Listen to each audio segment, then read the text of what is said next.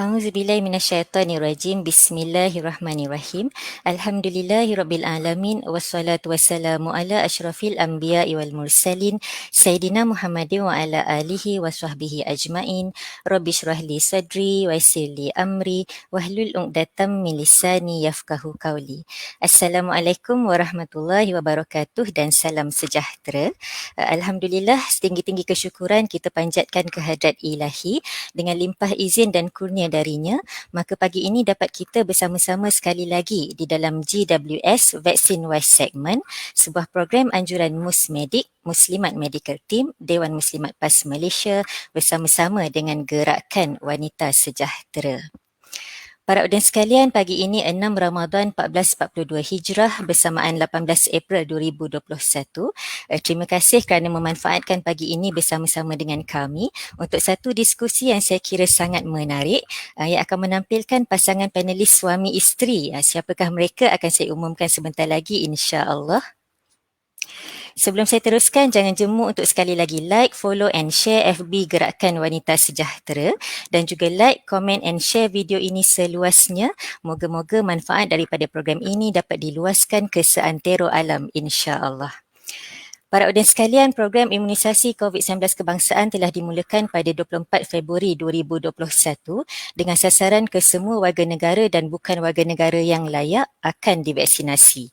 Mulai 19 April 2021, iaitu hari esok fasa 2 akan mula dilaksanakan di mana kumpulan sasaran penerima vaksin adalah pesakit yang mempunyai masalah kesihatan, warga emas berumur 60 tahun dan ke atas serta golongan kelainan upaya. Fasa 2 turut melibatkan pemberian vaksin kepada mereka yang berada di kawasan berisiko tinggi dengan tujuan kawalan wabak. Jadi, sebagai rakyat Malaysia yang bertanggungjawab dan prihatin, saya pasti para audiens sekalian tentunya berasa teruja dan tertanya-tanya bagaimanakah kita semua dapat memainkan peranan yang terbaik dalam membantu kelancaran program vaksinasi ini. Untuk itu kami tampilkan hari ini dua orang panelis yang begitu dekat dengan masyarakat, baik di peringkat lokal maupun nasional, yang akan mengupaskan tajuk diskusi hari ini, vaksin COVID-19, peranan pemimpin dan anggota masyarakat. Dan di akhir siaran ini nanti kami akan bawakan penampilan istimewa seorang pimpinan yang begitu kita sanjungi lagi hormati, iaitu Yang Berhormat Datuk Seri Tuan Guru Haji Abdul Hadi Awang, Presiden Parti Islam se-Malaysia PAS. Baik, tanpa melengahkan masa lagi, saya perkenalkan dahulu panelis kita yang pertama, Dr. Farhana Husaini binti Hasbullah, Ketua Kluster Kesihatan Persatuan Hairunisa Terengganu. Apa khabar Dr. Farhana?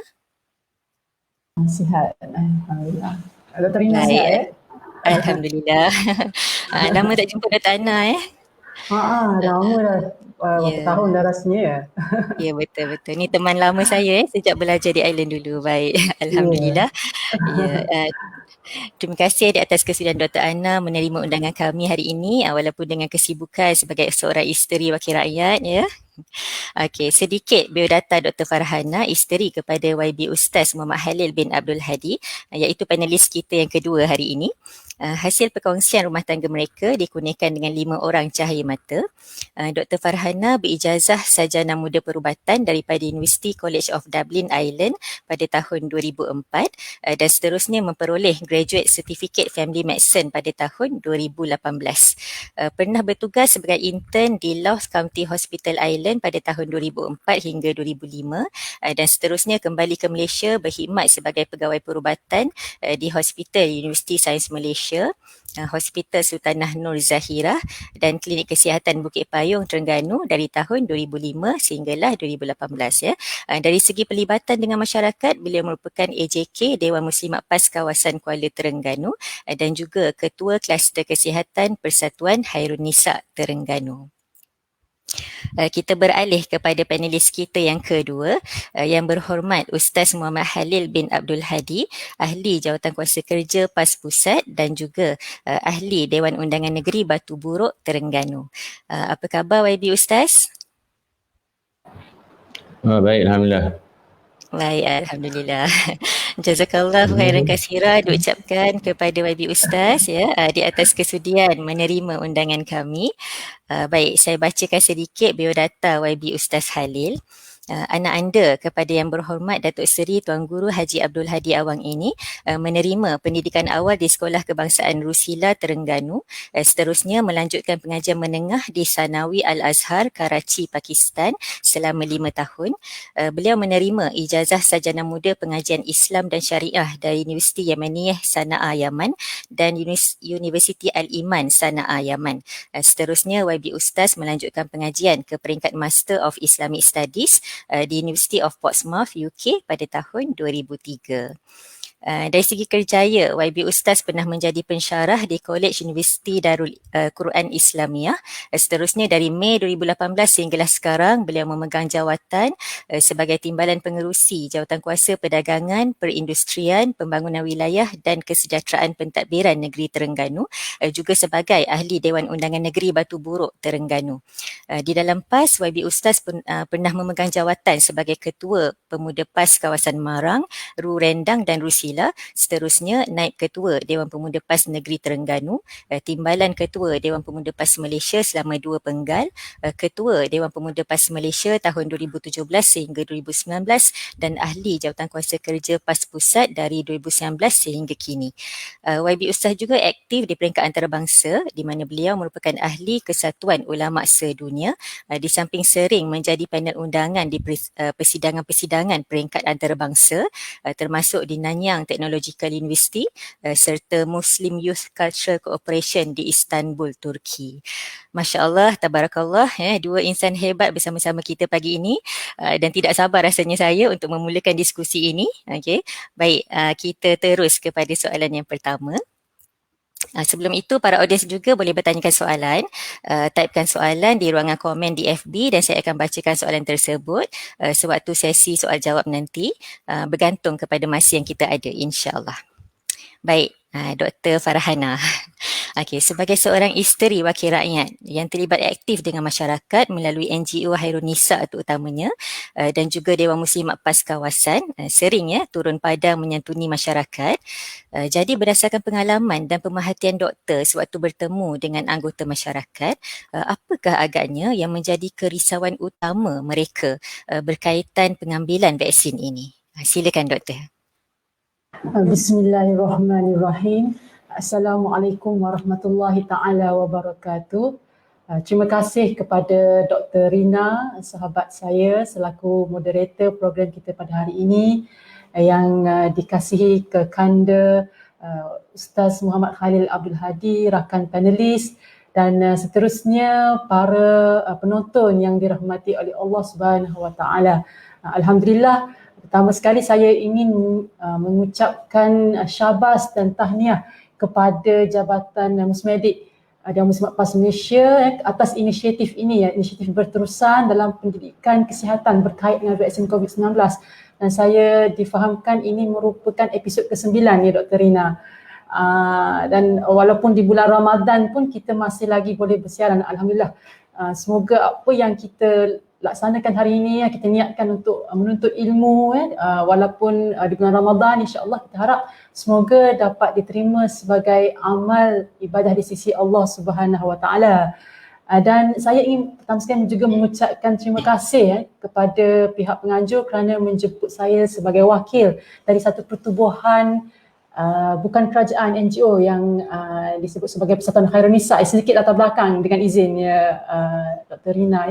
Persatuan Khairun Nisa Terengganu ini merupakan persatuan isteri-isteri wakil rakyat dan isteri mantan wakil rakyat negeri Terengganu, dan sebenarnya isu yang menjadi perhatian pihak kami termasuklah apa-apa isu yang berkaitan dengan kesejahteraan, kebajikan masyarakat secara umum, khususnya keluarga dan masyarakat, keluarga dan wanita. Jadi isu kesihatan yang berkait dengan COVID-19 ini juga kita kira sebagai satu isu yang sangat penting yang perlu kita bicarakan. Jadi sebab itu saya mengucapkan terima kasih kepada Musmedik atas jemputan ini. Seperti yang Dr. Rina sebutkan tadi, antara aktiviti-aktiviti kemasyarakatan Persatuan Khairun Nisa ini ialah kami turun ke masyarakat, ziarah bersama dengan masyarakat dalam program-program komuniti dan sebagainya. Dan tentu sekali apabila pandemik COVID-19 ini melanda, pelbagai maklum balas ataupun luahan daripada masyarakat, ya, bukan saja berkait dengan vaksin COVID-19 tapi berkenaan dengan PKP itu sendiri, pandemik, wabak dan bagaimana perkara itu menjejaskan kehidupan mereka. Jadi sebelum saya menjawab persoalan yang ditimbulkan oleh Dr. Rina tadi tentang apa kerisauan yang ditimbulkan oleh masyarakat dalam komuniti tentang vaksin COVID-19, saya rasa perlu saya gariskan beberapa poin penting di sini sebelum saya kongsikan. Yang pertama, apabila kita berbicara tentang kerisauan ini Dr. Rina, kita perlu jelas bahawa kita bukan saja berbicara tentang isu-isu ataupun golongan tertentu sahaja yang sering kita katakan dilabel sebagai gerakan anti-vaksin ataupun golongan anti-vaksin yang menolak vaksin ini. Bukan, bila kita berbicara tentang kerisauan ini, bukanlah golongan ini sahaja. Sebab kita tahu kalau gerakan anti-vaksin ini mereka bukan sahaja menolak ataupun enggan menerima vaksin COVID-19 tetapi semua vaksin yang lain termasuk vaksin imunisasi kepada anak-anak. Berbeza dengan kumpulan yang lain, kumpulan yang perlu kita beri perhatian, di mana di luar sana ada di kalangan masyarakat kita, di kalangan komuniti yang melahirkan kerisauan dan kebimbangan disebabkan oleh mungkin faktor-faktor maklumat yang diterima di luar sana, pelbagai isu yang ditimbulkan dalam media massa dan lebih-lebih lagi zaman sekarang Dr. Rina, lambakan info di luar sana kan, banyak sangat info yang bercampur, tak tahu sahih tak sahih, dan ditambahkan lagi dan disebutkan dengan apa yang saya katakan gerakan anti-vaksin tadi, mereka bukan sahaja tidak bersetuju dengan vaksin, malah ada gerakan untuk cuba mempengaruhi orang lain juga untuk tidak menerima vaksin. Jadi kenapa kita perlu jelas kenapa ada perbezaan antara gerakan anti-vaksin dan mereka yang menimbulkan kerisauan ini, kerana pendekatannya adalah berbeza. Kalau mereka di kalangan anti-vaksin ni, kita pendekatannya maknanya mereka sudah mempunyai pendirian yang lama, bukan kata sejak pandemik COVID-19 ni saja, tetapi sejak program imunisasi bayi pun mereka telah menyuarakan keengganan mereka. Tetapi berbeza dengan mereka yang menyuarakan kebimbangan sekarang, hanya berikutan oleh isu-isu yang timbul pada masa ini. Dan golongan yang di kalangan masyarakat yang menimbulkan kerisauan inilah yang perlu kita beri perhatian, kerana masih ada ruang di sana untuk perbincangan, untuk kita kongsikan fakta agar mereka boleh membuat keputusan yang tepat berpandukan fakta yang tepat dan sahih dari sumber yang sahih, bukan berpandukan mitos yang cuba disebarkan oleh sesetengah pihak. Itu poin yang pertama Dr. Rina, sebelum kita kongsikan apa kerisauan-kerisauan di kalangan masyarakat.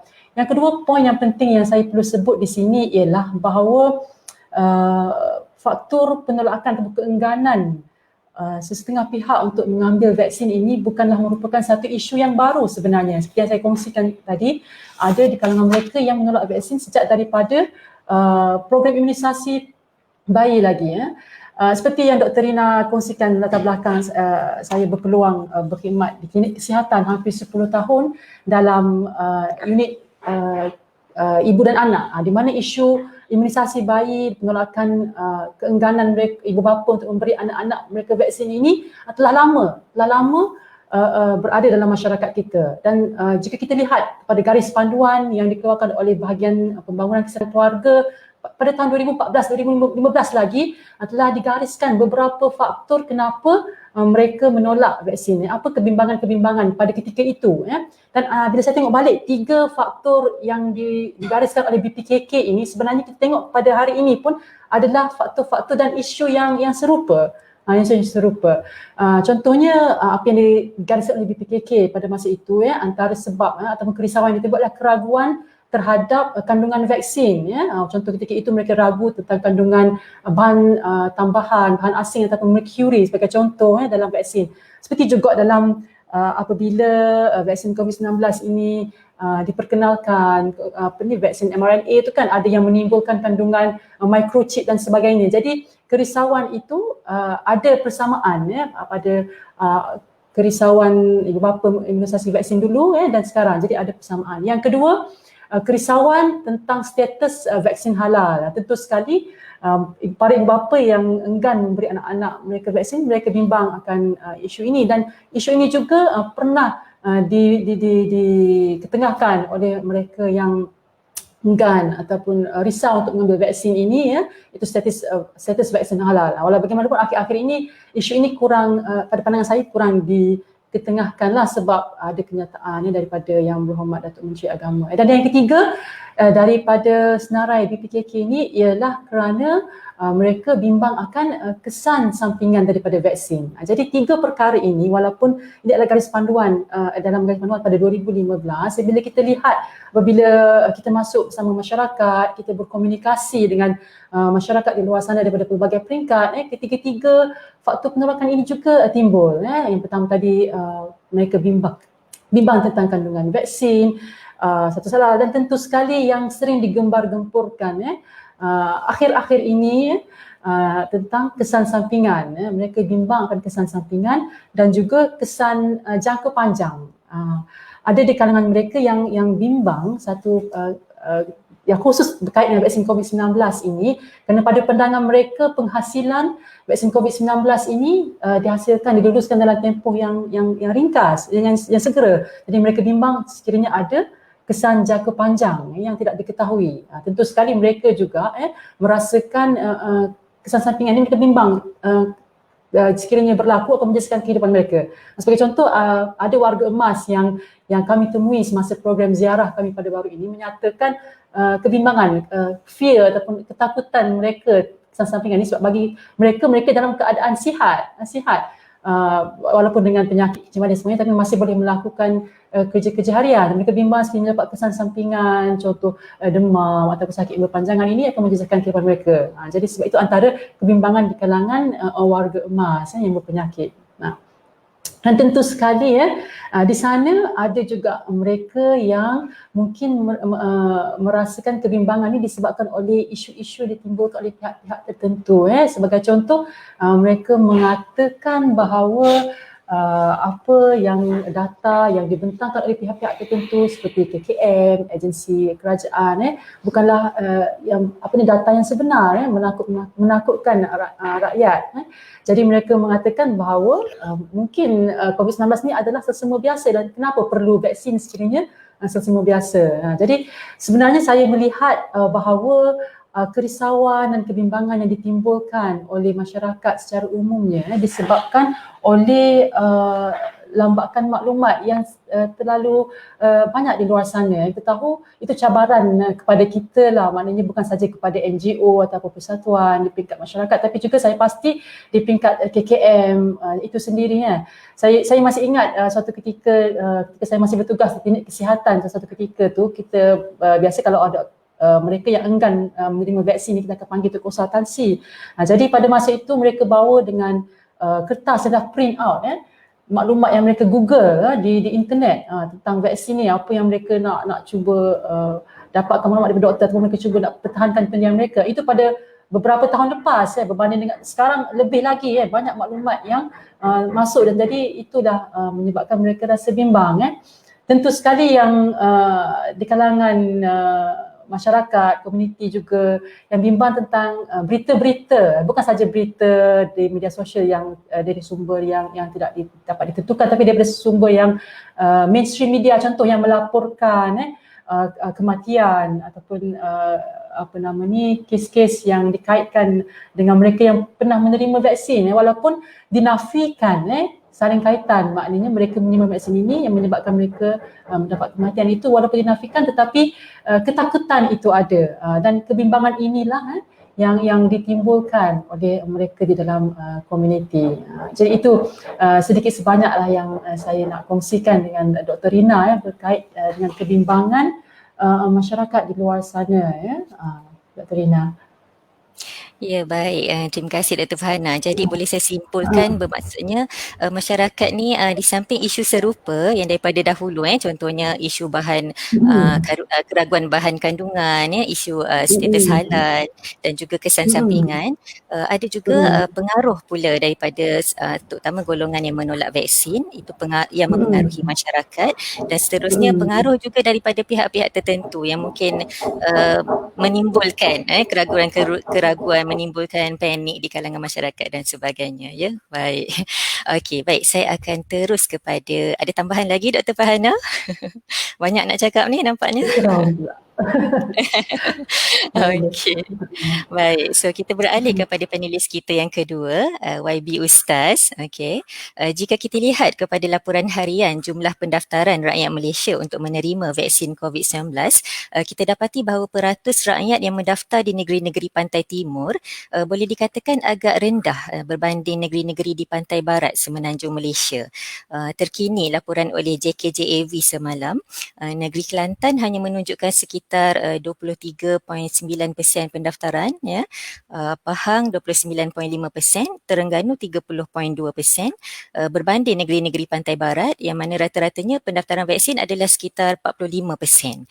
Jadi pada pandangan YB Ustaz sendiri, apakah yang mungkin menjadi faktor penyumbang kepada keadaan ini? Adakah mungkin ianya seperti yang disebutkan oleh Dr. Farhana tadi, adakah mungkin ianya berkaitan isu halal vaksin yang mungkin lebih sensitif dalam kalangan masyarakat di pantai timur, atau bagaimana pandangan YB sendiri? Silakan YB.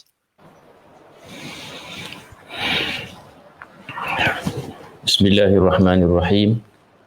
Assalamualaikum warahmatullahi wabarakatuh. Alhamdulillahirabbil alamin.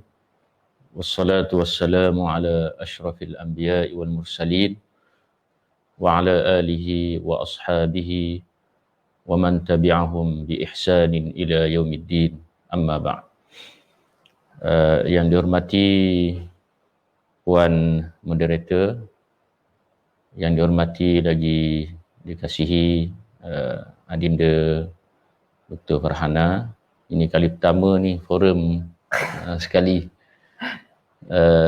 Seterusnya seluruh penonton yang dikasihi dan dirahmati Allah Subhanahu Wa Taala sekalian. Yang pertamanya saya ingin mengucapkan tahniah dan terima kasih kepada pihak penganjur yang menganjurkan forum ini, yang sudah tentu objektif utamanya ialah untuk memberi dan meningkatkan kefahaman masyarakat tentang peri penting untuk mengambil vaksin bagi mengelak wabak COVID-19 yang masih lagi kita belum menang untuk menghadapinya. Sebelum saya pergi dengan lebih lanjut persoalan yang ditimbulkan oleh moderator tadi, saya nak sebut beberapa asas untuk kita mendapat satu tasawur umum tentang perbincangan kita pada pagi ini.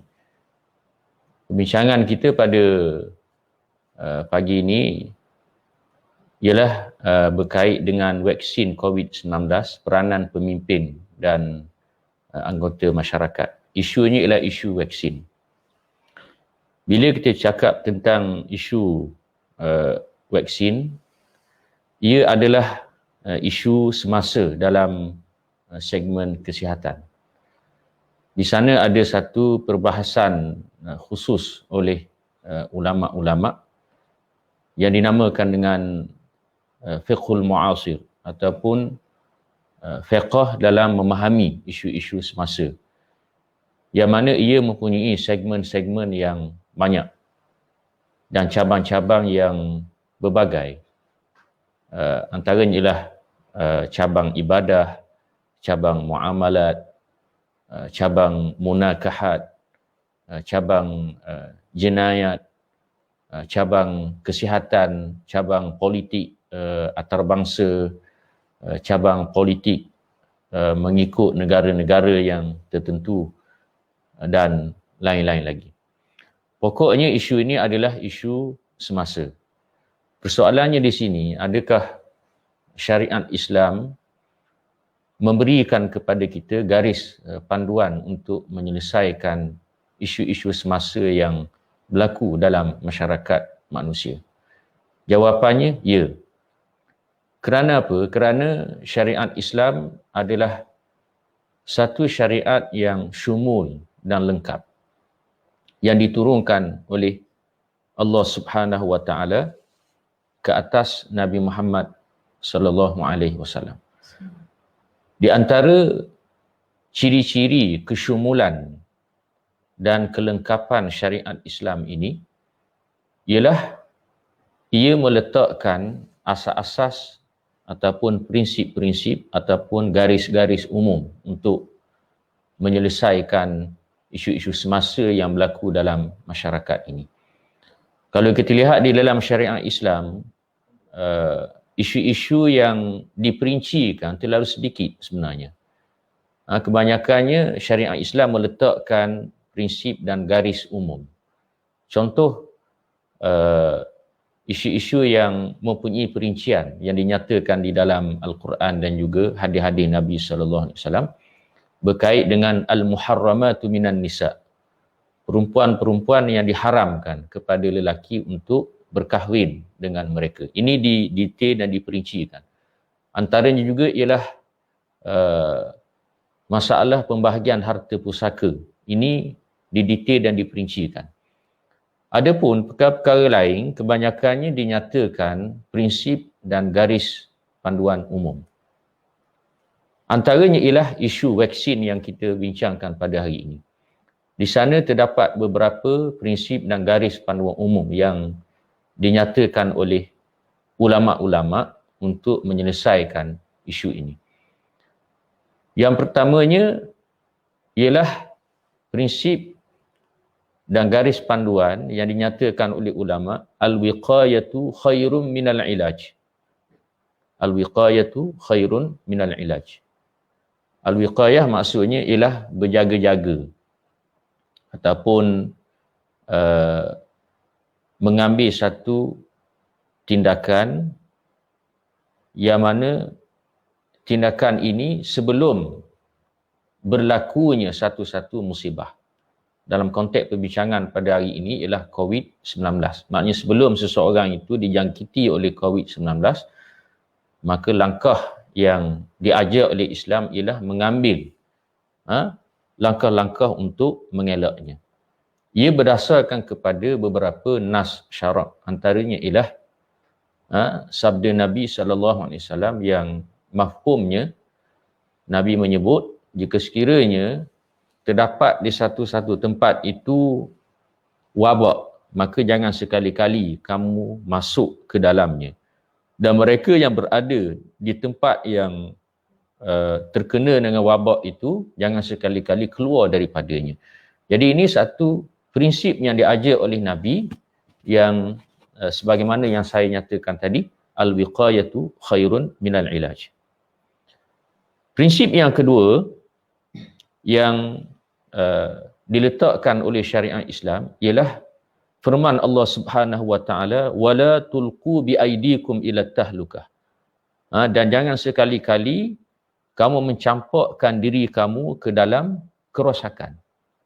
Maknanya di sini Islam melarang orang-orang beriman untuk mencampakkan diri mereka ke dalam perkara yang bahaya yang boleh menghancurkan diri mereka. Jadi ia umum, bukan sahaja dalam aspek keselamatan seperti peperangan. Sebab itulah Islam melarang kita untuk bercita-cita mencari musuh. Jika sekiranya musuh berada di hadapan, maka kita hadap. Tapi kita umat Islam tidak boleh bercita-cita mencari musuh. Itu dalam konteks peperangan. Adapun dalam konteks perbahasan kita pada hari ini, jika sekiranya ada di sana perkara-perkara ataupun langkah-langkah yang boleh menyelamatkan seseorang ataupun masyarakat daripada bahaya nyawa dan keluarga dan masyarakat, maka hendaklah diambil langkah itu supaya mereka tidak terjerumus ke dalam lembah kehancuran sebagaimana yang dimaksudkan dalam ayat yang saya bacakan tadi. Di antara asas-asasnya juga ialah satu kaedah yang diletakkan oleh ulama-ulama, iaitu sadduz zara'i'. Maksud saddu zara'i ialah menghalang perkara-perkara buruk.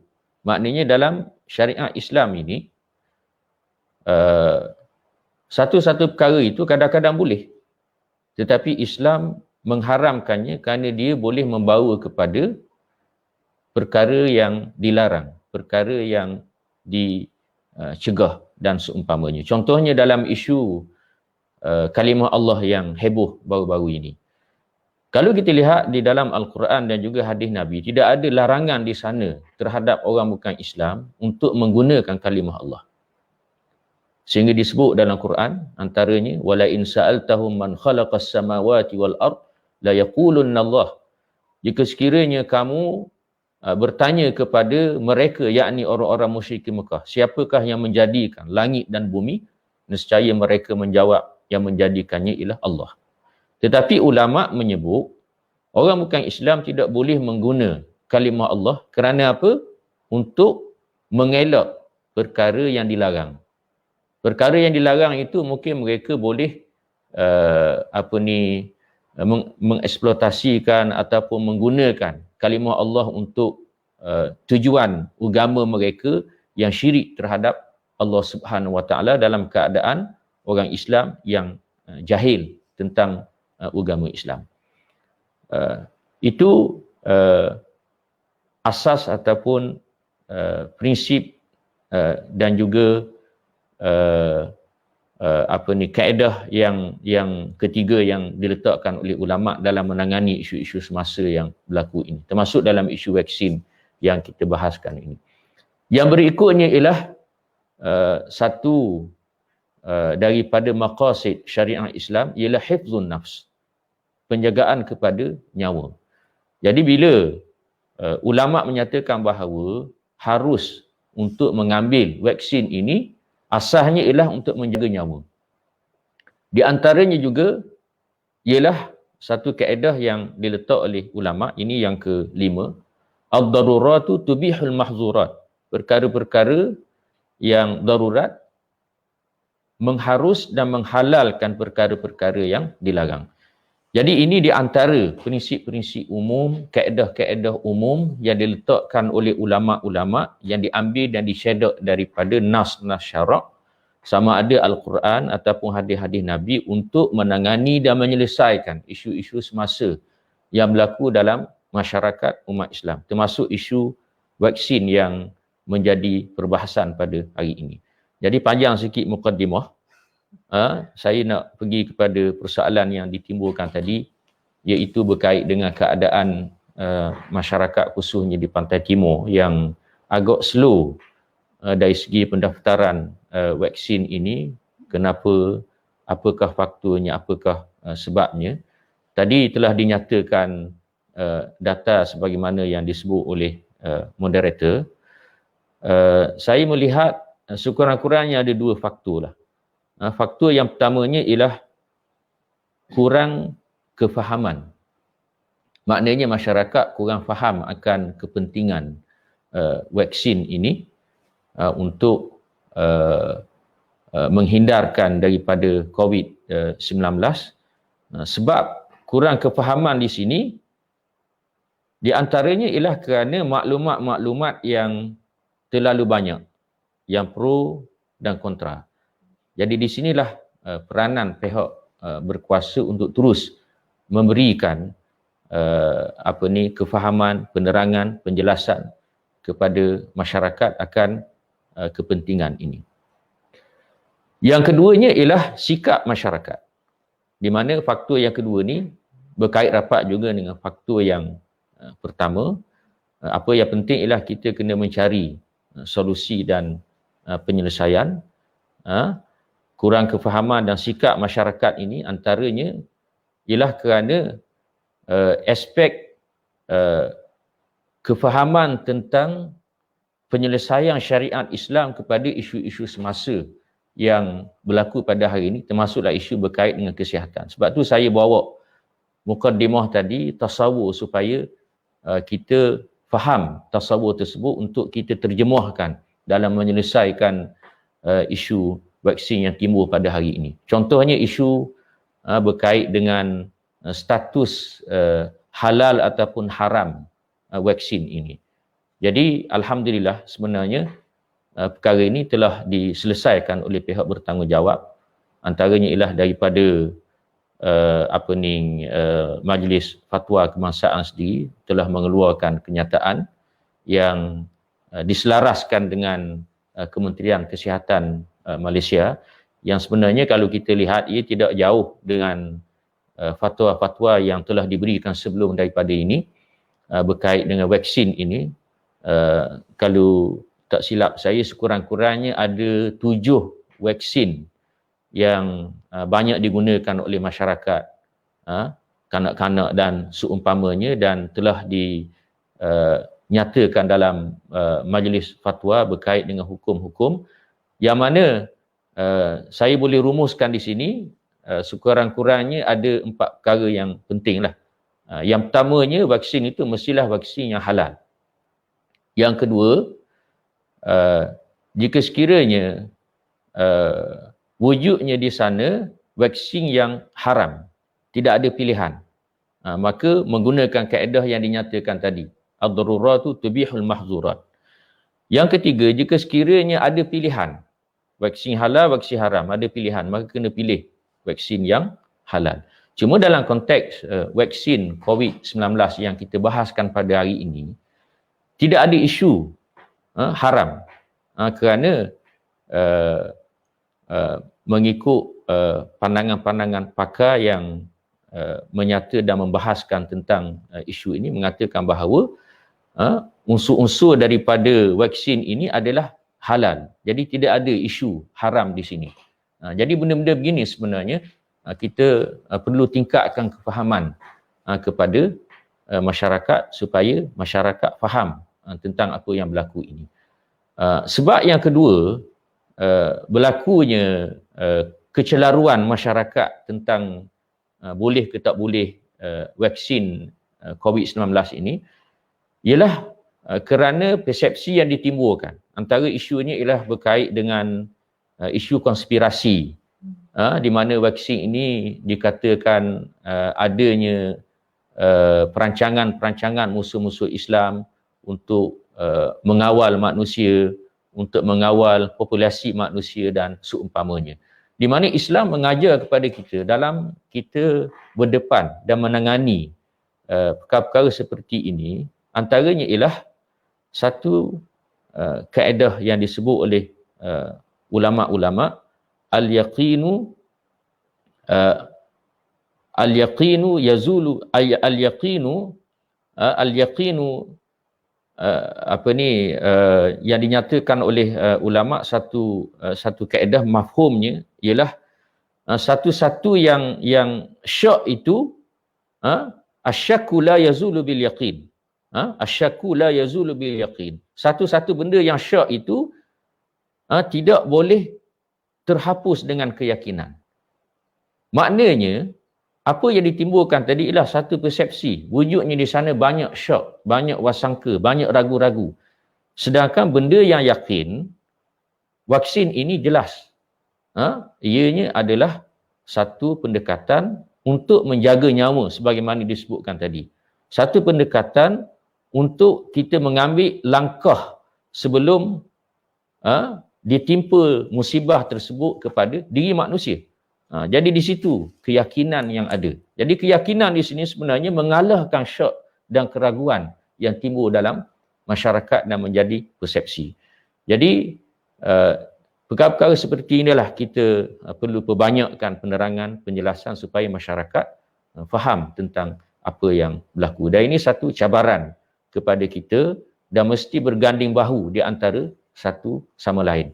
Di antara pihak berkuasa, tokoh-tokoh dalam masyarakat, mereka yang mempunyai kepakaran dan seumpamanya perlu digembelengkan tenaga untuk memberikan kefahaman ini. Sekian, wallahu a'lam. Baik, Alhamdulillah. Jelas ya, YB Ustaz telah memberikan satu tasawur ataupun gambaran mengenai apa isu sebenarnya dan kita dengar tadi syariat Islam itu adalah syumul ya, dan lengkap, dan ada panduan ada panduan dan garis-garis umum mengenai terhadap isu-isu semasa seperti vaksin yang kita hadapi sekarang. Dan ada prinsip-prinsip ya, dan YB Ustaz tadi telah menyatakan bahawa apa yang menjadi mengapa terjadi begitu dan begini adalah mungkin disebabkan oleh kurang kefahaman ya, dan juga terdapat terlalu banyak maklumat yang memberikan pros and cons dan sebagainya, dan masyarakat menjadi keliru jadi kita kena lebih banyakkan lagi program-program penerangan seperti ini, insya-Allah. Jadi seterusnya saya berbalik kepada Dr. Farhana. Okey, Doktor. Program imunisasi COVID-19 kebangsaan ini merupakan satu program yang julung kali diadakan ya. Ia boleh dikatakan sebagai satu sejarah di Malaysia dan di seluruh dunia sebenarnya, di mana kita melaksanakan program vaksinasi secara massa atau besar-besaran. Jadi terlalu banyak proses yang terlibat dan begitu banyak persediaan yang perlu dilakukan ia juga melibatkan kos yang tinggi dari sudut perolehan vaksin kos dari sudut masa dan tenaga fizikal dan mental yang dilaburkan oleh para petugas kesihatan dalam menjayakan program ini. Jadi doktor, bagaimana agaknya kita semua sebagai rakyat Malaysia sama ada NGO ataupun orang ramai dapat sama-sama memainkan peranan terbaik bagi membantu kerajaan dan KKM khususnya di dalam menjayakan program imunisasi COVID-19 kebangsaan ini. Silakan doktor. Okey, Dr. Rina, terima kasih sekali lagi atas soalan yang saya kira juga amat penting untuk kita sama-sama bincangkan. Dan sebenarnya saya sangat tertarik dan bersetuju dengan apa yang disebut oleh Kekanda Ustaz Khalil tadi berkait dengan berjayanya program vaksinasi yang seperti Dr. Rina sebut, program mass vaccination ataupun secara besar-besaran ini perlu kerjasama semua, seperti istilah yang disebut oleh Ustaz tadi, perlu berganding bahu, menggambling tenaga, kerana program ini tidak akan berjaya tanpa kerjasama daripada semua, bukan saja di pihak kerajaan, kementerian, tetapi juga setiap individu dalam masyarakat. Jadi untuk menjawab soalan Dr. Rina itu saya bagikan kepada tiga. Yang pertama itu adalah peranan individu itu sendiri. Yang pertama sekali, setiap daripada kita sebenarnya bertanggungjawab untuk mendapatkan maklumat daripada sumber yang sahih sebelum kita membuat keputusan sama ada hendak menerima ataupun tidak menerima vaksin. Jadi penting untuk kita mengetahui sumber mana yang perlu kita dapatkan maklumat, tentulah daripada sumber maklumat yang sahih seperti daripada Kementerian Kesihatan Malaysia ataupun daripada JKAV, Jawatan Kuasa Jaminan Akses Vaksin, Majlis Keselamatan Negara. Isu-isu inilah yang perlu kita ambil maklum daripada sumber-sumber yang sahih dan tepat. Dan tentu sekali kita sebagai individu dalam masyarakat perlu sentiasa berpegang kepada prinsip tidak pasti, jangan kongsi. Sebab seperti apa, sebagai contoh yang Ustaz Khalil sebut sebentar tadi tentang pelbagai teori konspirasi di luar sana kita ingat hatta di awal penularan COVID-19 ini pelbagai teori timbul berkait dengan virus itu sendiri, apatah lagi berkait dengan vaksin COVID-19. Jadi bila kita dapat apa-apa maklumat sebelum kita kongsikan kepada orang ramai, kita pastikan juga kesahihannya. Kenapa? Sebab ini berkait dengan soalan pertama tadi, sekiranya kita menyebarkan maklumat yang tidak tepat, contoh kepada ahli keluarga kita. Saya percaya di kalangan kita memang banyak grup WhatsApp kan Dr. Rina, kan ada grup WhatsApp kawan-kawan sekolah, grup WhatsApp ahli keluarga ataupun geng berkebun ke geng memasak kan. Jadi kadang hanya dengan kita berkongsi mitos ataupun maklumat yang tidak tepat ini kepada mereka di sekeliling kita dalam lingkungan kita ini boleh menyebabkan timbul panik yang Dr. Rina sebut di awal tadi, ataupun kerisauan untuk orang ramai ini bersetuju bagi menerima vaksin. Itu peranan individu yang pertama. Dan yang kedua, peranan individu ialah pastikan diri masing-masing itu mendaftarkan diri untuk vaksin COVID-19. Bimbang juga di luar sana, ada yang macam setuju sebenarnya nak vaksin kan, tapi sebabkan mungkin merasakan kesibukan harian ataupun mengutamakan urusan lain sehingga terlupa nak mendaftarkan diri ataupun tidak pasti bagaimana cara nak mendaftarkan diri. Jadi perlu bertanya, perlu dapatkan maklumat bagaimana cara-cara nak mendaftarkan diri. Jadi itu adalah dua peranan individu dalam masyarakat untuk dalam proses membantu kejayaan program vaksinasi. Yang kedua ialah peranan ahli keluarga itu sendiri.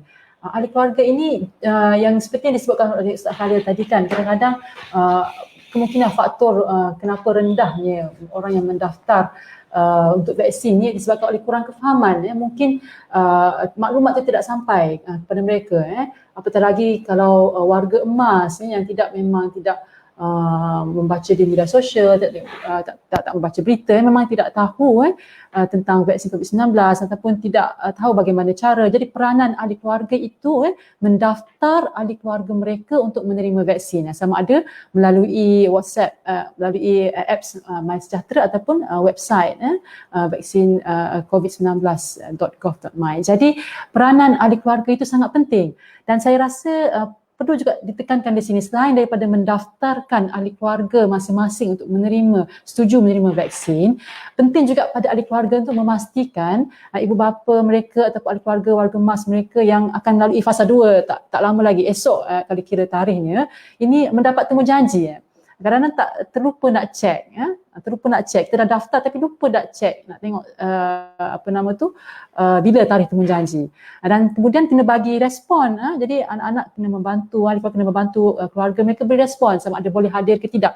Penting untuk memberi makluman ini kerana kita tahu setiap vial ataupun vaksin tu kan dia sangat berharga. Kalau macam contoh Pfizer tu, kalau kita buka tu untuk 6 orang kan. Jadi kalau katakanlah seorang pun tak datang pun kira satu pembaziran.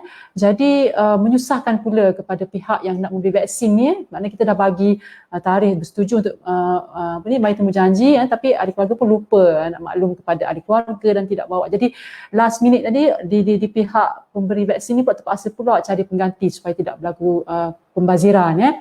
Jadi itu yang penting. Yang pertama, ahli keluarga tadi memberi kefahaman kepada ahli keluarga mereka sendiri tentang kepentingan menerima vaksin, kebaikan-kebaikan dia dan cuba memperbetulkan salah faham di kalangan ahli keluarga mereka.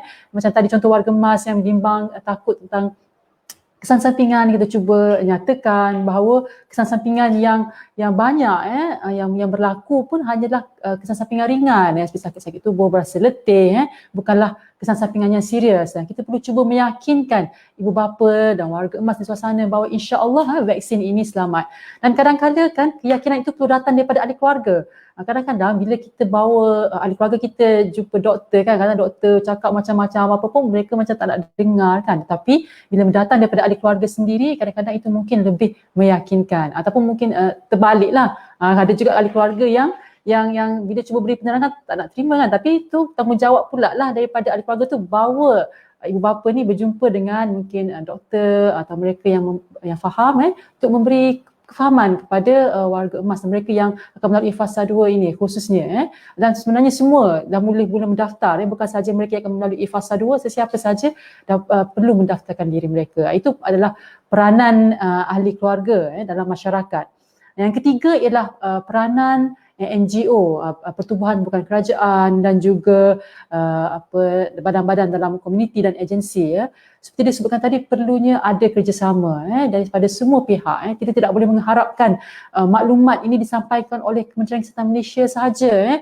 Sekiranya kita ada pelbagai cara untuk kongsikan maklumat. Contohnya pada hari ini, sekiranya ada di luar sana yang rasakan maklumat dapat pada hari ini, boleh meyakinkan ibu bapa ataupun saudara mara, sahabat, kongsikan maklumat kita dapat hari ini. Share kepada orang ramai supaya mereka mendapat maklumat yang tepat bahawa insya-Allah vaksin ini selamat dari segi hukum syariatnya tadi diterangkan oleh Ustaz Khalil tadi. Maknanya maklumat itu kita perlu pastikan sampai. Jadi kerjasama dengan NGO ini dalam suasana pandemik pada hari ini sebagai contoh, kita perlu melakukan program-program penerangan ini, contoh melalui program sebegini di alam maya. Seperti juga Persatuan Khairul Nisa ada bekerjasama dengan pertubuhan lain seperti Pertubuhan Amal Perubatan Ibnu Sina, Papisma. Kami pun juga melakukan program atas talian untuk menerangkan kepada orang ramai tentang kepentingan menerima vaksin dan sebagainya. Jadi kerjasama itu penting. Juga kerjasama di dalam aktiviti-aktiviti kemasyarakatan. Sebagai contoh, kalau di Terengganu ini masih dibenarkan program aktiviti tertentu dengan SOP.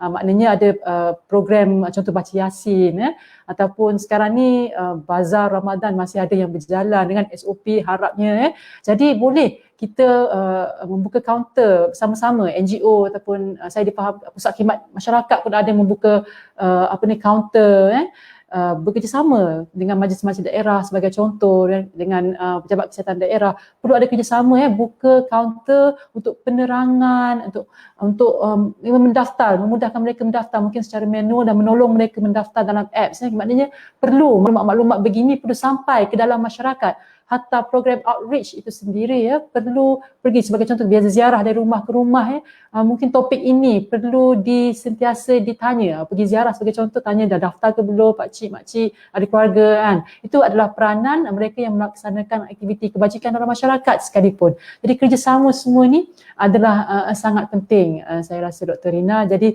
insya-Allah dengan kita menggambling tenaga sama kita individu itu sendiri, mula dengan individu itu sendiri, ahli keluarga dan peranan NGO dengan kerjasama pemimpin, dengan kerjasama asatizah buat program-program penerangan dari sudut hukum agama dan sebagainya. InsyaAllah kita doakan, kita ikhlaskan diri kita. Kita harap dengan ikhtiar kita ini dapat membuka hati masyarakat untuk mendaftarkan diri dan menerima vaksin sebagai satu ikhtiar yang untuk memastikan wabak COVID-19 ini diangkat daripada bumi Malaysia ni, insyaAllah. Itu Dr. Rina, pandangan dari saya menjawab soalan Dr. Rina tadi. Ya, baik, alhamdulillah panjang lebar dijelaskan oleh Dr. Farhana bermakna kita ni semua perlu berganding bahu menggembling tenaga di peringkat individu, ahli keluarga dan juga NGO, badan-badan di dalam masyarakat, bermakna kita bersatu hati bersatu padu dan menuju kepada kita ni nak menang melawan COVID ni. Jadi kita perlu berganding bahu di antara satu sama lain ketepikan sebarang perbezaan di kali ini sebab kita berhadapan dengan satu musibah. Okey, baik, saya terus pula kepada soalan terakhir lah untuk YB Ustaz. Okey, jadi YB Ustaz seorang yang agak aktif di peringkat antarabangsa. Jadi mungkin saya nak bawa sedikit kita untuk melihat keadaan penularan COVID-19 di seluruh dunia. Saya tertarik untuk mengambil iktibar daripada keadaan kritikal yang sedang berlaku di Brazil, di mana jumlah kes telah mencecah 13.8 juta dengan jumlah kematian kedua terbesar di seluruh dunia selepas US, iaitu 369,000 kematian. Begitu juga dengan wujudnya varian baru, varian P1, dan pernah juga Brazil mencecah angka 4,000 kematian dalam masa 24 jam, sangat tinggi dan diberitakan juga bahawa proses vaksinasi di Brazil tidaklah berjalan dengan begitu lancar. Dan ini dikatakan sangat berkait dengan pendirian Presiden Brazil sendiri yang menolak konsep lockdown. Ini presiden dia dan juga dia pernah meremehkan peranan vaksin, sedangkan keadaan telah begitu kritikal di negara itu sehingga kan jumlah kematian bayi dan kanak-kanak pun telah mencecah. Kematian akibat COVID-19 telah mencecah 2,000 orang kanak-kanak termasuk 1,300 bayi, iaitu satu angka yang begitu membimbangkan. Jadi YB Ustaz sebagai seorang pemimpin masyarakat, bolehkah saya mohon untuk YB mengulas mengenai peranan ulil amri ataupun pemimpin masyarakat di dalam menjaga kesihatan awam, baik dari segi membuat keputusan terbaik, meyakinkan rakyat akan keputusan tersebut, seterusnya bersama-sama dengan rakyat di dalam menghadapi situasi bencana kesihatan COVID-19 dan usaha vaksinasi ini. Silakan YB. Bismillahirrahmanirrahim. Alhamdulillah. Wassalatu wassalamu ala Rasulillah wa ba'd. Terima kasih moderator. Sedikit sebanyak saya telah sebut dalam round yang pertama tadi, cuma secara umum kepentingan semua pihak untuk mengembelengkan tenaga bagi kita menjayakan program vaksinasi kepada masyarakat supaya kita dapat mencapai objektif yang telah ditetapkan untuk kita mengelak mudarat yang lebih besar. Alhamdulillah sebenarnya permulaan yang telah baik diambil oleh pihak berkuasa untuk menjayakan apa yang disebutkan tadi. Mungkin ada orang compare keadaan Malaysia dengan negara-negara luar, termasuk negara-negara maju sendiri yang dilihat bukan kata gagal, tetapi mungkin di peringkat pertama ini masih lagi tidak menunjukkan satu prestasi yang membanggakan jika dibandingkan dengan status negara maju itu sendiri berbanding rakyat yang mengambil sikap yang jelas sekali bercanggah dengan mentaliti sebuah negara maju.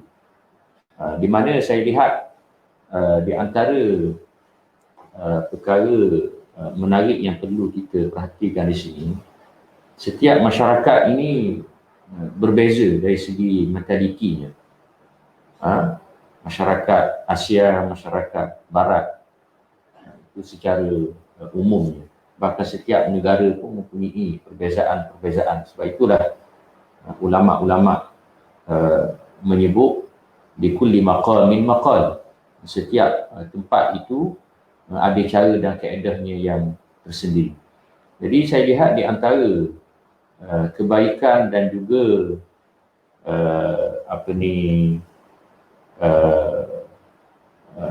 peluang yang baik dalam masyarakat kita dalam menangani isu ini, kerana mentaliti masyarakat Malaysia ini mudah mengikut dan juga menerima arahan.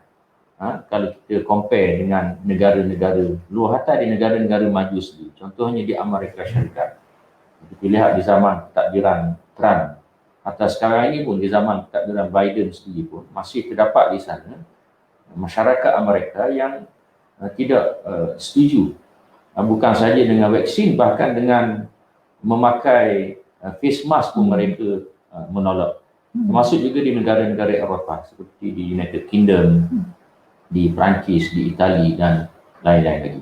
Jadi kita masyarakat di Malaysia ni alhamdulillah kita ada unsur sebagaimana yang saya sebutkan tadi, cuma kita kena tingkatkan lagi untuk memberikan kefahaman. Di sinilah peranan semua pihak, khususnya mereka yang mempunyai pengaruh dalam masyarakat, di pihak kerajaan pusat, di pihak kerajaan negeri, di pihak golongan al-malak di sini, sama ada al-malak dalam masyarakat, penghulu, JPKK, al-malak dari sudut agama, ulama, semuanya perlu memainkan peranan dan mengembelengkan tenaga untuk kita menjayakan program ini. Saya nak berkongsi di sini antara langkah-langkah yang kita sedang ambil lah di Terengganu ini, sama ada dalam konteks kerajaan negeri, begitu juga dalam konteks parti Islam Malaysia PAS itu sendiri. Dalam konteks kerajaan negeri, kita menyahut polisi yang telah digariskan oleh kerajaan pusat untuk menjayakan program ini. Antara langkah yang kita ambil ialah gerakan pendaftaran rumah ke rumah oleh JPKK. Jadi ini sedang berlaku. JPKK kita bergerak untuk daftar rumah ke rumah. Kerana JPKK adalah satu institusi yang sangat penting, yang berada di aras yang paling bawah sekali. Mereka lah yang berada bersama rakyat, dengan erti kata lain bersama dengan grassroots rakyat itu sendiri. Jadi ini di antara gerakan yang sedang kita lakukan. Antara juga ialah kempen dan pendaftaran bergerak di tempat-tempat awam seperti pasar, bazar dan pusat membeli belah oleh usia belia negeri dan NGO. Baru-baru ini di pihak Parti PAS kita telah melancarkan pasukan sukarelawan vaksinasi yang kita arahkan untuk bertugas di tempat-tempat strategik yang kita sebutkan tadi. Di samping itu, baru ini saya ada satu perbincangan. Saya mencadangkan supaya antara langkah yang perlu diambil juga ialah untuk kita membuka kaunter-kaunter daftar ini di masjid-masjid dan juga surau-surau. Kerana kita perlu memahami realiti masyarakat Islam di Malaysia ni, mereka sangat dekat dengan agama. Jadi bila disebut agama ini, institusi agama yang paling penting ialah masjid dan surau. Kalau kita suruh rakyat pergi daftar di klinik-klinik kesihatan, jadi mereka akan mempunyai persepsi yang lain. Jadi bila pusat-pusat pendaftaran ini dibuka di tempat-tempat yang ada sentuhan di sisi mereka, khususnya dari sudut agama, di masjid, di surau, saya kira ini satu perkara yang perlu kita ambil serius untuk menjayakan program ini. Alhamdulillah kita telah mulakan secara berperingkat. Macam semalam ada keluar dalam surat khabar satu masjid di dalam Kuala Terengganu, itu Masjid Kurban Parit, membuka kaunter pendaftaran di masjid untuk rakyat dan masyarakat mendaftar. Jadi ini satu langkah insya-Allah yang akan kita kembangkan lagi di peringkat Kuala Terengganu dan juga di kawasan-kawasan yang lain insya-Allah. Itu saja, wallah. Baik, jazakallah khairan katsira Ustaz. Ya, maknanya begitu besar peranan pemimpin di dalam masyarakat yang meyakinkan masyarakat, dan alhamdulillah kita masyarakat Malaysia mempunyai mentaliti yang seperti Ustaz sebutkan tadi, mudah untuk patuh kepada arahan pimpinan dan sebagainya. Dan juga kita lihat kerajaan sendiri, kita patut bersyukur kerana Malaysia antara negara yang pertama kan melakukan maknanya melakukan lockdown, bukanlah full lockdown tapi kita mengadakan perintah kawalan pergerakan dan sebagainya. That's why kalau kita tengok jumlah kematian di Malaysia pun tidaklah setinggi macam tadi saya bagi contoh Brazil sehingga 4,000 kematian sehari. Malaysia baru 1,000 something kematian, alhamdulillah. Jadi saya tertarik dengan apa yang Ustaz sebutkan tadi, gerakan pendaftaran rumah ke rumah oleh JPKK, kempen pendaftaran bergerak di tempat-tempat awam, pasukan sukarelawan vaksinasi yang ditubuhkan oleh PAS sendiri, dan kaunter daftar di masjid dan surau. Satu inisiatif yang sangat membanggakan lah, alhamdulillah. Jadi kita akan beralih kepada sesi soal jawab tapi saya lihat mungkin kita punya audiens pun mungkin dah faham banyak dah ni, Dr. Farhana. Okey, ada satu dua soalan saja yang boleh kita bacakan mungkin. Adakah orang awam boleh membantu mendaftar, sebab ada yang persoal orang awam tiada otoriti untuk mendaftarkan masyarakat contohnya. Mungkin Dr. Farhana boleh respon kepada soalan tersebut. Adakah orang awam ni boleh membantu mendaftarkan para calon untuk menerima vaksin ini? Ya, terima kasih Dr. Rina. Saya kira membantu itu, orang awam tentu sekali boleh membantu mendaftarkan dengan sebagai contoh kalau macam kaunter-kaunter yang dibuka untuk pendaftaran tu, sama ada nama-nama itu boleh diberi secara manual dan kemudian boleh dibantu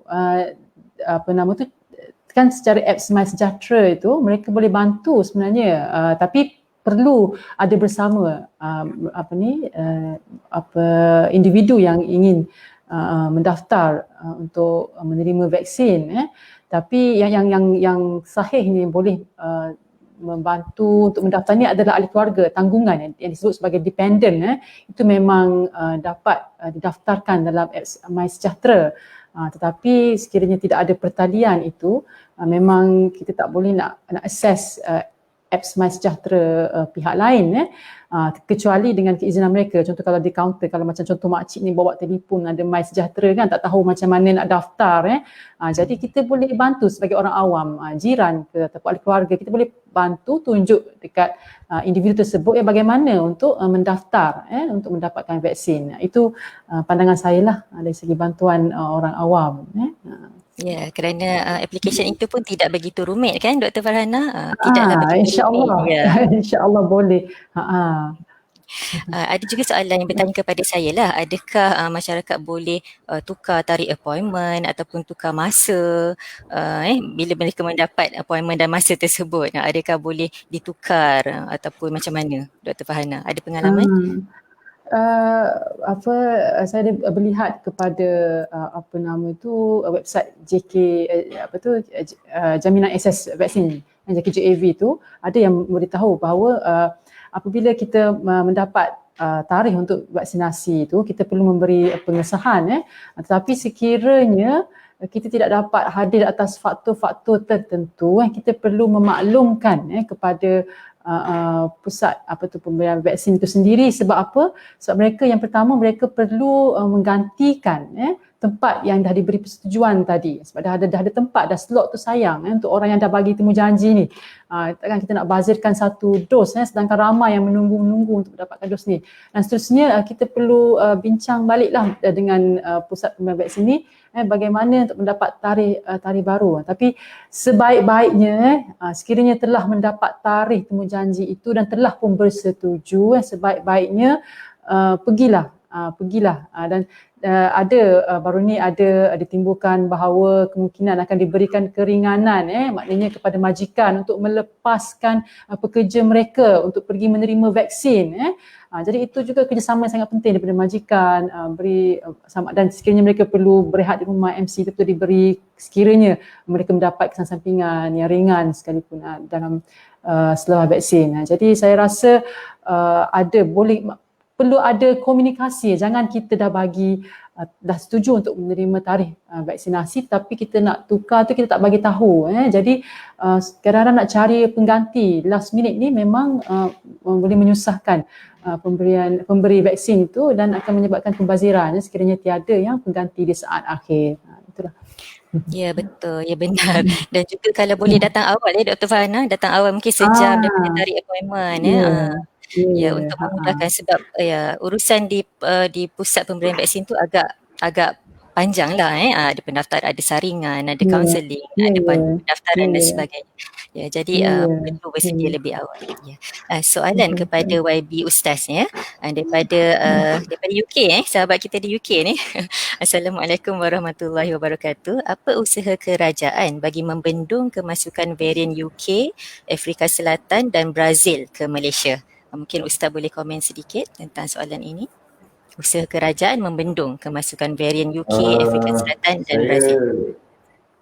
Yang saya tahunya kita masih lagi mengekalkan kaedah kuarantin lah.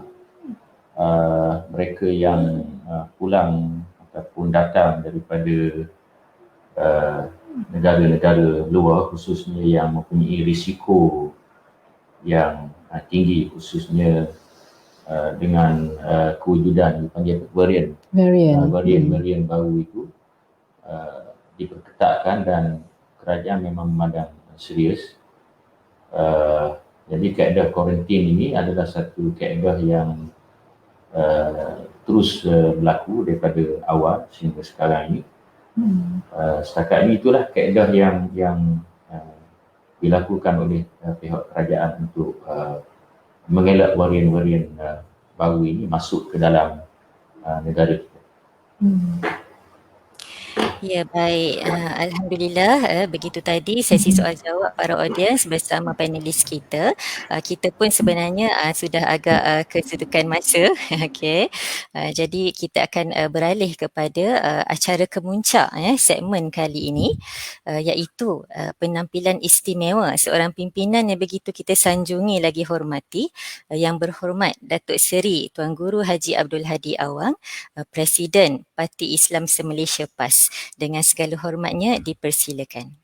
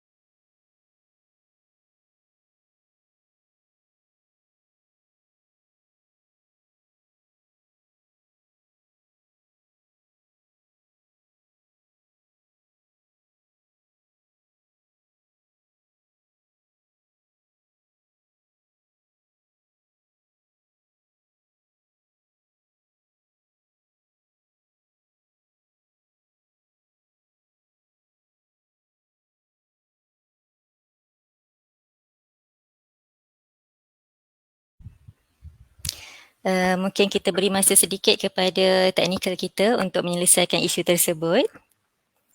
Okey, sebentar ya, kita beri masa. Ya. Dr. Fahana ada nak komen apa-apa dalam masa yang terluang ni? Tak dengar juga Dr. Ana sekejap ya. Dengar. Ya, boleh dengar ya Dr. Rina? Ada ya? Baru dengar. Okay. Cuma mungkin saya tidak sentuh isu yang terbaru yang mungkin viral lah semalam, tular semalam ya. Berkaitan dengan kenyataan oleh Tan Sri DG Ketua Pengarah Kesihatan berkaitan dengan bilangan petugas kesihatan yang telah menerima vaksin tapi masih lagi mendapat jangkitan positif COVID-19. Jadi apabila kenyataan itu dikeluarkan itu memang kita bila dapat tu saya pun macam okey, adakah ini bermakna kalau kita dapat vaksin ni boleh kena juga jangkitan? Sebenarnya memang sekiranya seseorang itu mendapat vaksin, tidak ada setakat ni vaksin yang mengatakan bahawa perlindungan itu boleh dapat secara 100%. Contoh Pfizer yang yang kita dapat yang di peringkat fasa 1 itu boleh memberi perlindungan antara 60 hingga 90%, yang itu paling tinggilah 95%. Masih terdapat sedikit peratusan risiko untuk dijangkiti. Tetapi walaupun berlaku jangkitan, itu adalah jangkitan yang ringan, mild. Jadi ada kajian di CDC di Amerika Syarikat, maknanya insya-Allah vaksin ini akan dapat mengelakkan, melindungi mereka daripada mendapat jangkitan yang severe ataupun yang teruk ini, hampir 100% perlindungan mendapat jangkitan yang severe. Dan juga risiko untuk menjangkiti orang lain maknanya kurang, walaupun itu dapat jangkitan kurang, maknanya hanya lebih kurang sekitar bawah 50%. Gitulah, maknanya perlindungan itu tetap ada, dan tentu sekali apabila menerima 2 dos vaksin, lebih perlindungan berbanding dengan 1 dos.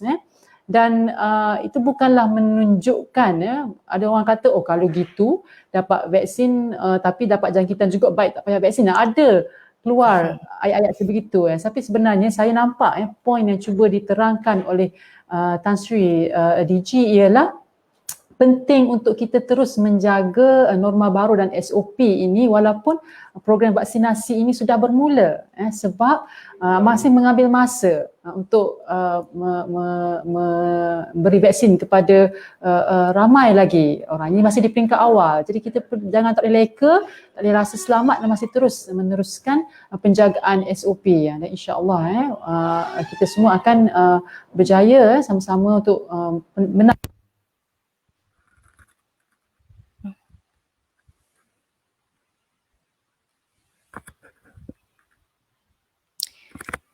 Okey, baik. Saya pula mengalami masalah teknikal. Okey, sekejap. Okey, so sekejap ya. Saya tidak share apa-apa. Saya sedang berhubung dengan teknikal sekarang. So, mungkin teknikal sudah ready? Boleh kita? Ya, tadi sebentar tadi Dr. Fahana hilang suara Dr. Fahana. Oh, maknanya bukan saya ni yang ada masalah teknikal. Di sebelah sana pula. Okey, baik, tak apa. Alright, so mungkin kita teruskan dengan penampilan istimewa Tuan Guru Haji Abdul Hadi Awang, insyaAllah.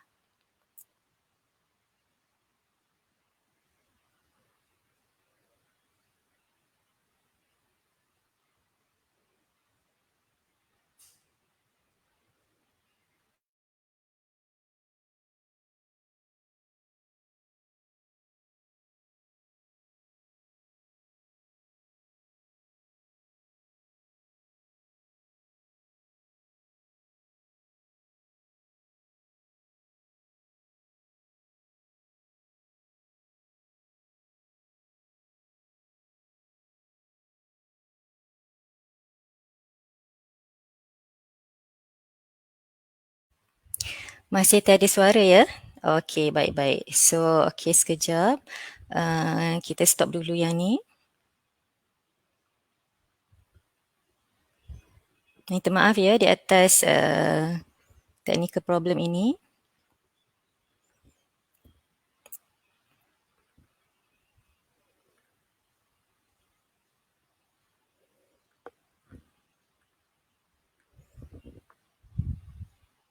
Assalamualaikum warahmatullahi wabarakatuh.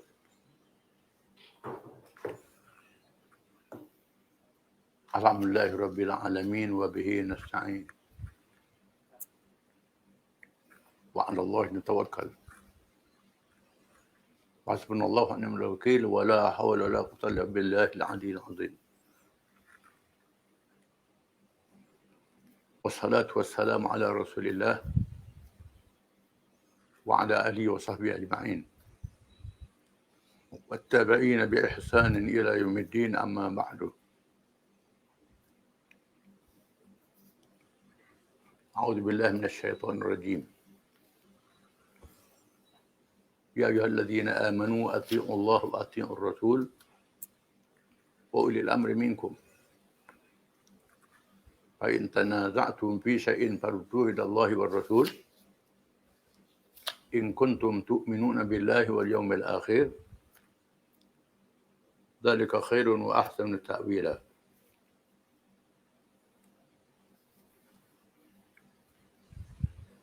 Wahai orang-orang yang beriman, taatilah Allah, taatilah Rasul dan ulil amri, mereka yang mengendalikan urusan kamu daripada kalangan kamu juga orang yang beriman. Maka jika sekiranya kamu bertelingkah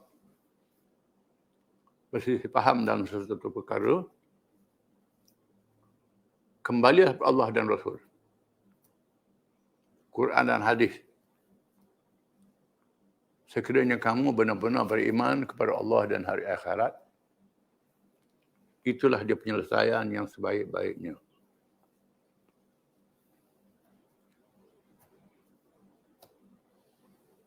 Pertama-tama kita syukur pada Allah Ta'ala yang telah menjadikan kita penganut Islam. Petunjuk Allah yang paling sempurna, yang ditunjuk oleh Allah sejak Nabi Adam sehingga Nabi akhir zaman Muhammad SAW, yang diutuhkan Allah pada seluruh manusia di akhir zaman. Sempurnanya Islam ini, ajarannya merangkumi segala aspek kehidupan manusia.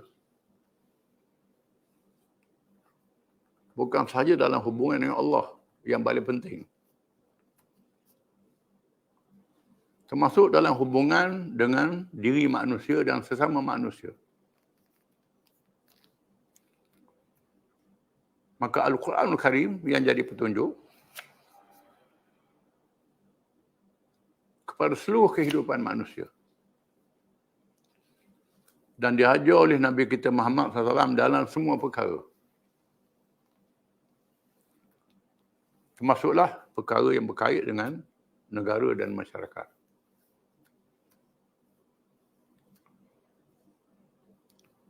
Termasuklah dalam isu kesihatan, isu wabak yang berlaku pada hari ini. Sebenarnya telah ditangani oleh Islam.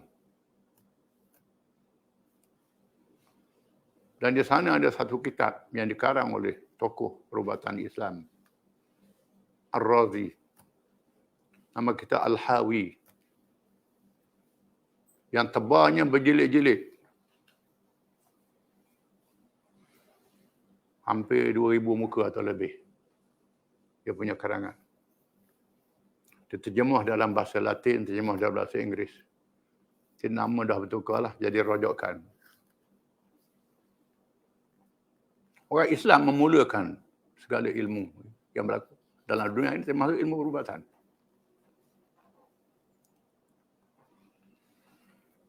Dan orang Islam menangani masalah wabak dulu pada orang lain lagi. Saya pernah sebut dalam khutbah kuliah saya, bagaimana Sayyidina Umar telah mengarahkan Amr bin As, gubernur dari Syam, menangani masalah wabak Amwas yang terkenal, melakukan kuarantin. Kuarantin ialah menghakkan penempatan untuk menghadapi wabak Amwas yang berlaku di zaman itu dan telah berjaya mengatasinya. Dan Nabi kita Muhammad SAW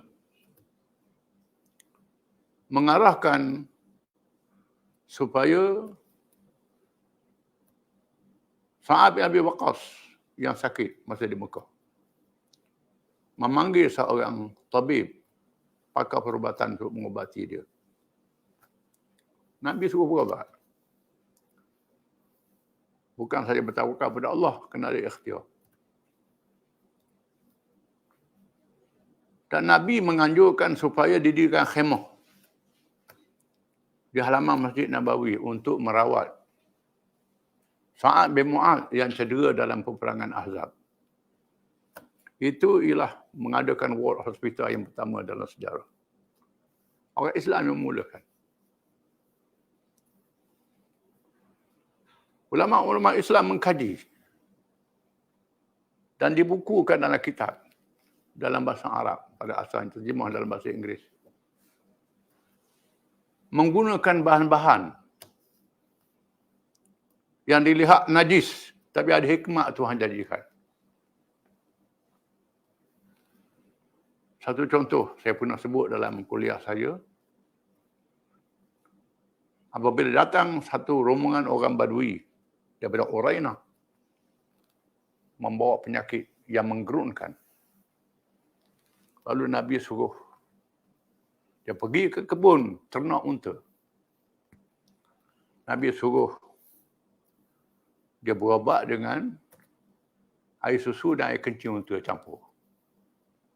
Diminum dan sembuh penyakitnya. Orang Hudiam kaji berapa dos dia, berapa sukatan dia, bukan pakai minum teguk begitu saja. Ada sukatan, ada campuran dia. Ini menunjukkan bahawa bahan-bahan ini boleh digunakan. Bukan ada ayat Quran tentang haramnya daging babi, haramnya bangkai. Di hujung tu, faman tuhara baghin wala adin fala isma alaih, innallaha ghafurur rahim. Barang siapa yang berada dalam keadaan darurat, dia benarkan pada menggunakan bahan-bahan itu. Dengan syarat tidak melampaui batas. Dan tidak berdosa. Tuhan kata tak berdosa. Kadang mari ustaz cakap begini-begini, dia lawan Quran lah tu. Ini banyak ustaz yang buta Quran. Ustaz tapi buta Quran. Buta hadis. Jadi kita kena rujuk pada Quran, rujuk pada hadis. Termasuk dalam isu vaksin yang ada pada hari ini. Dan kita orang Islam mempunyai pakar-pakar perubatan di seluruh dunia. Seluruh dunia ada pakar perubatan. Peringkat antarabangsa orang Islam. Yang buat kajian. Kalau ada orang nak tipu orang Islam, tak boleh lah sekarang ni. Orang Islam ada pakar seluruh dunia. Dalam menangani masalah COVID-19 pada hari ini, usaha dilakukan dengan gigih seluruh dunia untuk dilakukan pencegahan. Pencegahan lebih didahulukan daripada berubat. Sebaik-baik berubat ialah pencegahan. Belum penyakit sudah datang. Ini diajar oleh Islam, diajar oleh Nabi kita Muhammad SAW.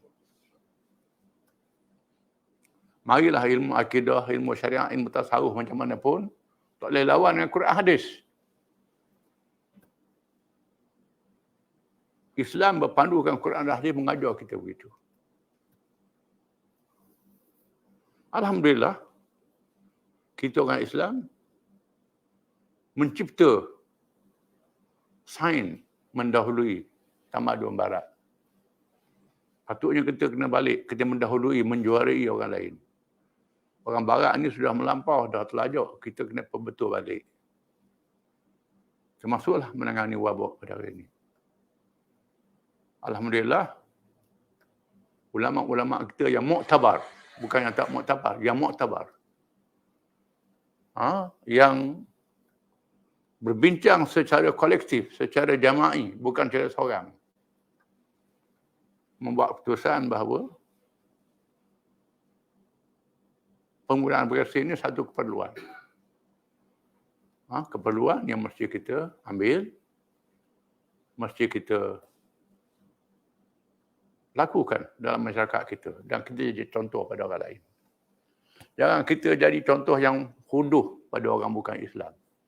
Patut jadi contoh yang baik pada orang bukan Islam. Kita jadi guru pada bukan Islam. Kalau kita tak faham, kita bodoh, bebal, kita tak menjuarai dunia. Kita mesti menjuarai dunia. Tunjuk pada orang bukan Islam. Kita lebih tahu pada mereka. Kita yang memulakan segala-galanya. Di mana pencegahan seperti vaksin ini sudah dikaji oleh ulama-ulama kita sejak lama dulu. Mereka dah kaji, bukan orang barat ambil daripada kita dan kita kena ambil peluang. Dalam isu vaksin ini saya sendiri tampil ke hadapan dan sudah buat injeksi yang pertama. Macam biasa saja. Macam-macam berita angin mengatakan lepas cocok jadi begitu, jadi begini. Jadi begitu. Jadi saya rasa sendiri. Rasa begitu. Kata begitu kalau. Nabi kata, fa inna law taftahu amal syaitan. Ada hadis. Ada kalau ni membuka kerja-kerja syaitan. Jadi kita kena eloklah kalau kerja syaitan ni. Kita kena rujuk pada kerja kita, rujuk pada pakar-pakar kita, pada ahli perubatan kita yang ada. Percaya kepada orang yang ahli dalam ilmu perubatan. Kalangan orang kita. Jadi jangan, kalau bab perubatan, kena tanya orang perubatan. Bab nelayan, tanya nelayan. Jangan bab nelayan, tanya orang kelapa sawit. Kelapa sawit, tanya orang nelayan. Jadi pusing lah. Jadi tak betul lah. Kadang-kadang yang bercakap ni pun dia bukan ahli dalam bidang itu. Saya tanya orang yang ahli dalam bidang ini. Saya rujuk. Bukan saya buat pandai-pandai saya. Di samping saya tahu dalam bab Quran dan hadis ni, saya baca sejarah, baca kitab-kitab perubatan pun saya baca dalam bahasa Arab yang masih ada. Dan saya rujuk dan kita campur. Dan kita secara musyawarah. Kita bersetuju supaya ahli-ahli kita dan kita ajak orang lain supaya tampil dengan berani, menunjukkan contoh pada orang lain. Contoh pada orang lain. Jangan kita tunjuk contoh yang tak baik pada orang lain. Kita tunjuk contoh yang berani pada orang lain. Kita boleh selesaikan masalah COVID ni dulu pada orang lain. Jangan kita ikut ekor orang. Kita mesti ke hadapan. Tuju. Jadi saya mendukung pasukan kita yang bertugas barisan hadapan untuk menjalankan tanggungjawab ini, dan kita kena dukung dan kita kena ikut serta bersama-sama supaya kerja kita ini mendapat berkat daripada Allah. Saya rasa itulah sekadar yang dapat saya beri nasihat. Mudah-mudahan Allah Ta'ala sembuhkan mereka yang sakit dan Allah Ta'ala lindungkan kita dari wabak bencana. Walhamdulillah bil alamin. Wassalamualaikum warahmatullahi wabarakatuh.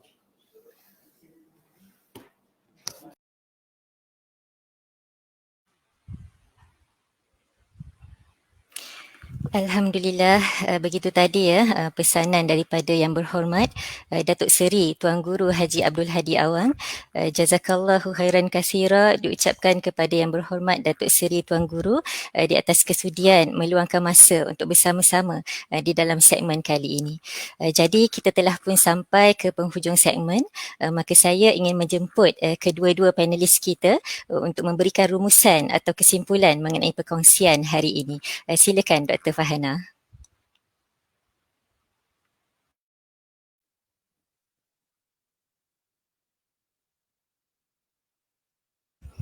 Dr. Farhana ada masalah teknikal pula, tak dengar Doktor. Okey, sekejap ya. Ya, beginilah cabaran kita dalam norma baharu. Kita perlu melakukan program-program sebegini dan ini antara cabaran-cabaran lah yang kita hadapi. Dah dengar tu nampaknya? Boleh Doktor testing sikit? Okay. Boleh dengar dengan jelas ya Dr. Rina? Alhamdulillah. Alhamdulillah, itulah cabaran norma baru. Tapi seperti mana yang kita biasakan diri kita dengan norma baru, jumpa dengan sahabat kita, pergi dalam masyarakat tak boleh salam kan, memakai pelitup muka. Begitu juga kita kena biasakan dengan program vaksinasi ini. Kita perlu menerima bahawa program imunisasi kebangsaan ini adalah satu ikhtiar yang diiktiraf oleh pakar-pakar perubatan sebagai satu cara untuk membendung penularan COVID-19 dan untuk memerangi, untuk menang dalam peperangan dalam pandemik COVID-19 ini. Dan saya ingin menyuruh sempena dengan bulan Ramadan yang mulia ini, kita mengambil semangat dalam bulan Ramadan ini. Kita tahu dalam bulan Ramadan ni kita hendak memperbanyakkan amal ibadah, dan apa kata kita gunakan kesempatan dalam bulan Ramadan ini dengan memasang niat untuk membantu negara kita, membantu ummah, membantu masyarakat di negara kita dan masyarakat di seluruh dunia. Kita tahu kepentingan menjaga nyawa dalam agama Islam itu, kita mengambil tanggungjawab itu sebagai seorang daripada ahli masyarakat untuk memberi perlindungan bukan sahaja kepada diri kita tapi juga kepada orang ramai. InsyaAllah niat, kita pasangkan niat, kita nak daftar ni bukan sahaja untuk diri sendiri, dan insyaAllah ada ganjarannya di sisi Allah Subhanahu Wa Taala. Jadi sama-sama kita mengambil kesempatan itu dan kita sama-sama bekerjasama untuk menjayakan program imunisasi kebangsaan melawan COVID-19 ini. InsyaAllah Dr. Rina, itulah kesimpulan daripada saya. Baik, Alhamdulillah. Terima kasih Doktor. Jadi saya persilakan seterusnya kesimpulan atau perumusan daripada YB Ustaz Muhammad Khalil. Silakan YB. Alhamdulillah wassalatu wassalamu ala Rasulillah wa ba'd. Bulan Ramadan antara ciri-cirinya ia adalah bulan jihad. Jihad dari segi bahasa bermaksud al-juhdu, iaitu bazlut taqah, bersungguh-sungguh. Kebiasaannya bila kita sebut tentang jihad selalu dikaitkan dengan peperangan. Peperangan Badar, peperangan pembukaan Mekah, peperangan Ain Jalut dan jalan lain lagi yang banyak berlaku pada bulan Ramadan Al-Mubarak ini. Peperangan sebenarnya sebahagian daripada jihad yang sangat luas. Justru dengan program imunisasi yang dianjurkan oleh pihak kerajaan pada hari ini, saya kira sangat bertepatan dengan kita berada dalam bulan Ramadan, bulan jihad. Maka ia adalah jihad kita bersama untuk memerangi COVID-19 sehingga kita berjaya mengatasinya, insya-Allah. Jika sekiranya jihad peperangan dinilai apabila musuh dibunuh, ditawan dan juga tersebarnya Islam dengan melihat akhlak orang-orang Islam yang berperang dengan penuh adab, maka jihad menentang COVID ini adalah satu jihad untuk menyelamatkan nyawa keluarga, masyarakat, bukan sahaja di negara kita, bahkan di seluruh pelosok dunia. Mudah-mudahan kita berjaya, insya-Allah. Sekian, wallahu a'lam. Assalamualaikum warahmatullahi wabarakatuh.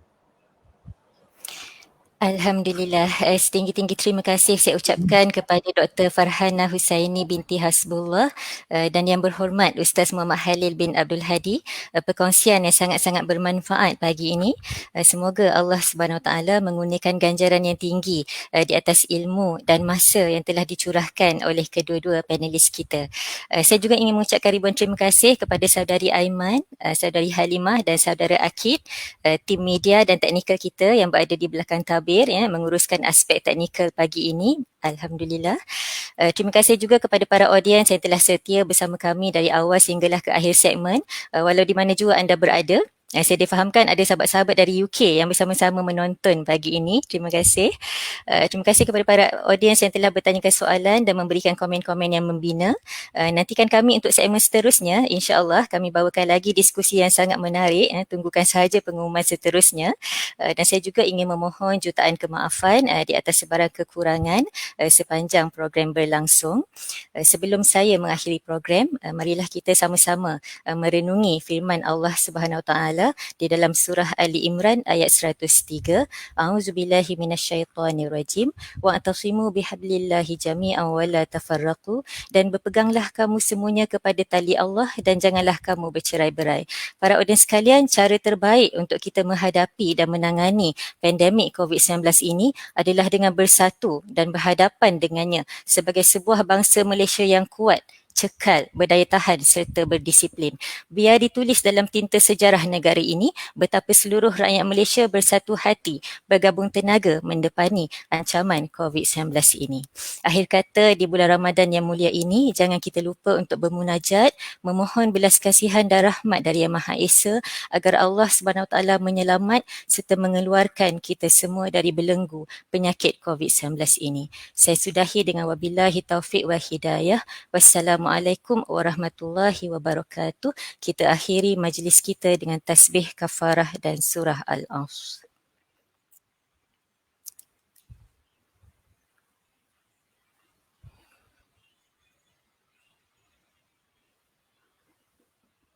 Oh